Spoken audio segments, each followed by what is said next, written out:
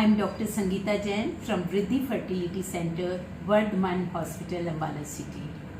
Today I'm going to speak on PCOS, which is a syndrome complex affecting about 20 to 30% females of reproductive age group attending the OPD for various symptoms. It is a disease of lifestyle and affecting the females having excess of everything. The incidence of obesity is increasing world over, and so is the incidence of PCOS. When we label a patient to be having PCOS, if 2 out of 3 Rotterdam criteria are present in any female, that means on ultrasound, if there are 10 to 12 follicles in each ovary of 2 to 9 mm diameter with increased ovarian volume and increased centrostroma. Secondly, if she is having oligo or an ovulation. Thirdly, physically means clinically or biochemically if there are symptoms of hyperandrogenism. The hyperandrogenism that normally leads to various symptoms in the females like acne, hirsutism, increased obesity, and unwanted hair on various parts of the body, along with the male pattern of baldness. These all symptoms lead to low self-esteem and bad body image in the female, leading to depression and anxiety. So, what all she can suffer from? She can suffer from the various skin symptoms, from various psychological symptoms, and also from the problem of menses or infertility. So, this syndrome complex requires a multidisciplinary approach. The treatment is targeted according to the complaint with which the patient is attending the OPD.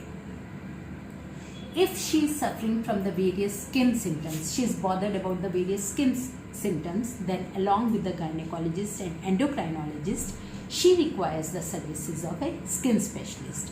That means she requires treatment for hirsutism and acne, which require a long-term hormonal treatment along with the laser therapy or the cosmetic surgery. And if she is suffering from the symptoms of obesity and the psychological symptoms, then along with the gynecologist, she requires the consultation of a dietitian, as well as along with that she requires a treatment from psychologist. Of course, the role of endocrinologist is there at all the stages.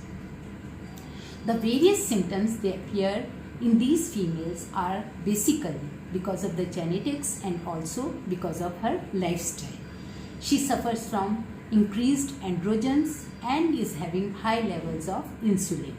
Both these factors combined, they lead to anovulation in the females, and there is unopposed action of estrogen which results in anovulation or oligoanovulation. And also she is suffering from the infertility.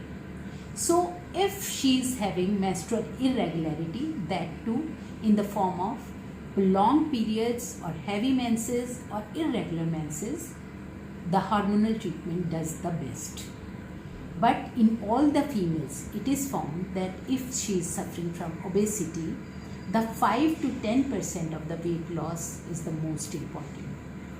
So, to lose her weight, she needs to modify her diet. That means she requires to take more of the fibrous diet and reducing the carbs from her diet. Along with that, she requires almost 30 minutes exercise 6 days in a week. If at all she loses 5 to 10% of the weight, these females are found to have improved clinical symptoms along with the ovulation that is improved, and she may get the regular menses after that. For hyperinsulinemia, basically we give metformin, but the metformin has side effects like GI disturbances and decreased B12 levels because of the decreased absorption. So the LFTs and B12 regulation is required in the patients who are given insulin. Initially, we start with the lower doses of the metformin, and also the doses are increased at regular intervals up to the maximum, or that means any female requires 1 to 2 grams of metformin per day in divided doses. These days, seeing the side effects of insulin, the role of myoinositol along with the D-chiro-inositol is increasing. The D-chiro and myoinositol, they are used in the ratio of 4:1, and they act indirectly through inositol, biochemical substance present in the cells. But the cost is very high for the myoinositol and D-chiro-inositol as compared to the metformin. So it cannot be given in all the patients. The hormones which are given for regulation of the menses, they are cyproterone acetate or drospirenol.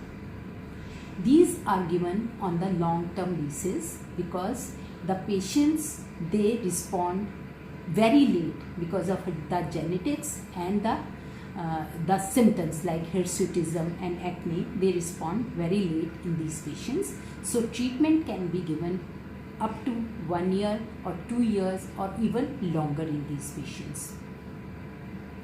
If infertility is the problem, then she should visit the infertility specialist, and in the form of ovulation induction drugs, we can use clomiphene citrate or tamoxifen or even letrozole.